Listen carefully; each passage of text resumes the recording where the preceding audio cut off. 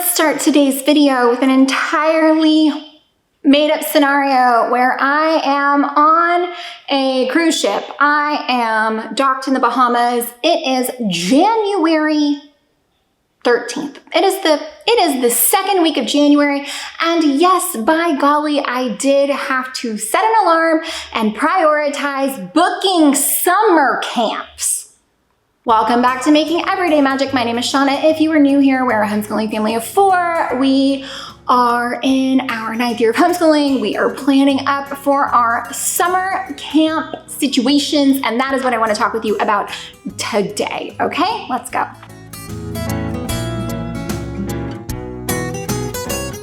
Before we go any further, please scroll down, hit the big red subscribe button, turn on that bell for notifications, and give this video a thumbs up. As always, you can find me right on down in the comments or over on Instagram at Making Everyday Magic. A few things that I do want to make sure and hit in this video is the absurdity of booking summer camps when we have to, the long waits, the crazy prices, but also let's appreciate what they are good for.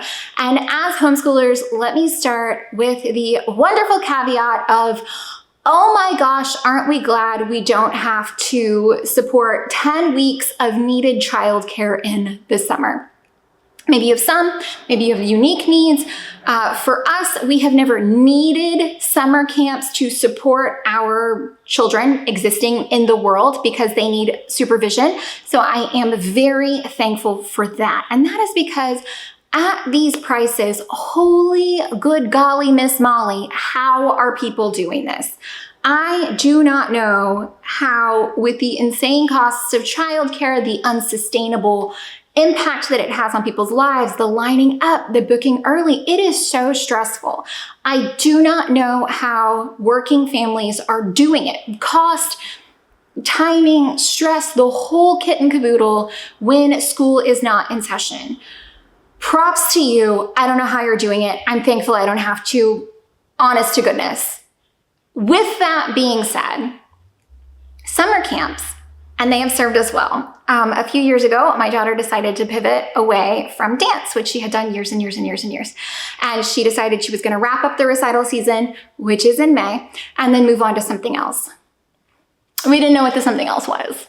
Summer camps came in clutch. Summer camps filled the gap. Summer camps allow you to try out a bunch of different things without a full semester commitment or a commitment to performance fees or family registrations and things like that, which tend to add up with youth activities. So very thankful that we were able to do all kinds of different things. And there are all kinds of summer camps: art camps, drawing camps, horseback riding camps, softball camps, Girl Scout camps, science camps, day camps, half camps, cooking camps, makeup camps, hairstyling camps, any kind, sleepaway camp, any kind of camp that you could possibly want. There is a summer camp available for you. Now, we are very fortunate. Again, we're in a major metropolitan area, so there's camps on camps on camps on camps.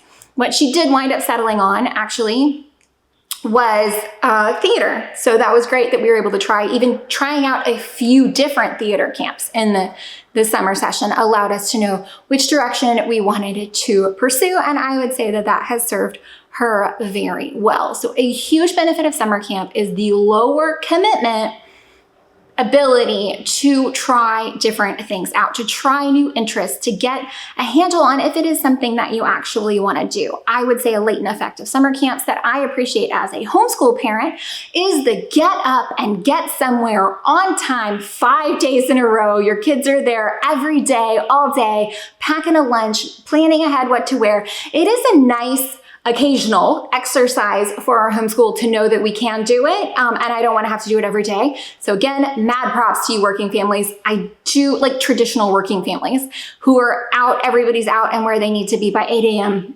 I don't know how. You are amazing, and I will never tell you your job isn't hard. Your job is so hard, and I don't know how you do it.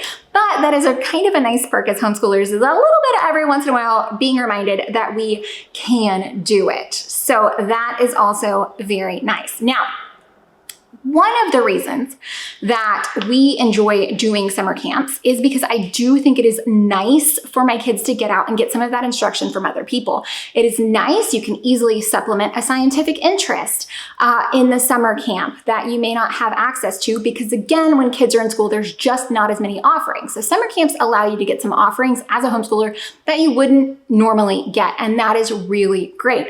I will tell you, often spots are very limited. They can be very kind of high stress situations. Like I knew for, again, the reason I was signing up for a summer camp in January from the Bahamas was because my daughter has very specific interests when it comes to my youngest, when it comes to her camps, and they are very popular interests with little girls. And if you're gonna sign up for horse camp, it's gonna go fast. They are very low attendee ratios and very high payoff for little girls when you want to play with horses. And so that is a very big deal.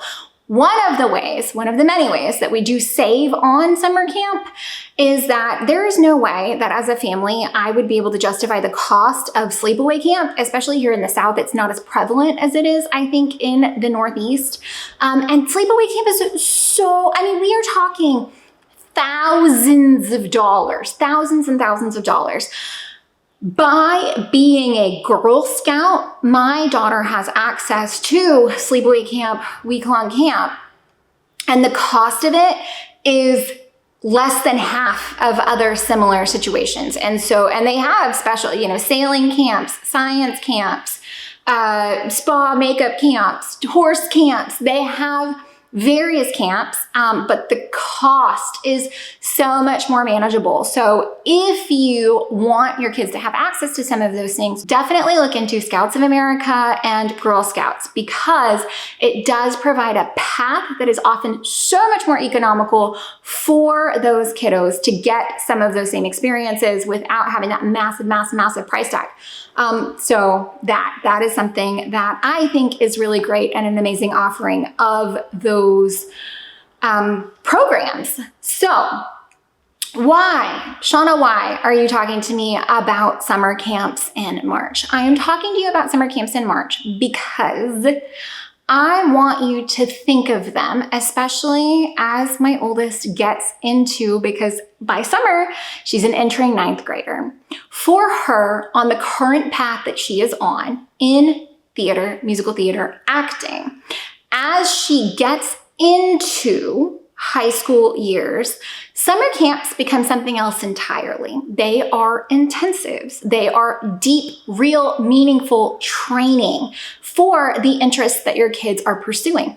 There are so many summer camps that are available. They can go to marine biologist camp. They can go to zoo camp where they're actually working with the various professions within the zoo to learn something that they might want to carry forward in their careers.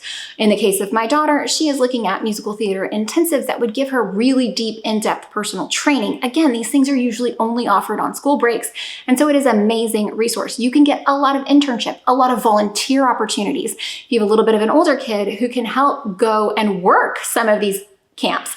It is an amazing resource for children, and I want you thinking about summer camps. Yes, it's fun, and yes, it's great to explore interests, and yes, sometimes it's needed for childcare. However, it is one more way that we are preparing our learners for the world they're going to tackle, the world they're going to encounter, and that is with the advanced and specialized training that you can get through internships, intensives, and more in-depth programs, volunteer hours for your homeschoolers. So yes, we're talking about summer camps. And when you think of summer camp, you think of like flying off a tree on like a rope swing and into the water. But it can be something that is so much more real than that. It can be a path that, you pick up a week of intensive training over summer and it leads you to a volunteer opportunity that does continue throughout the year.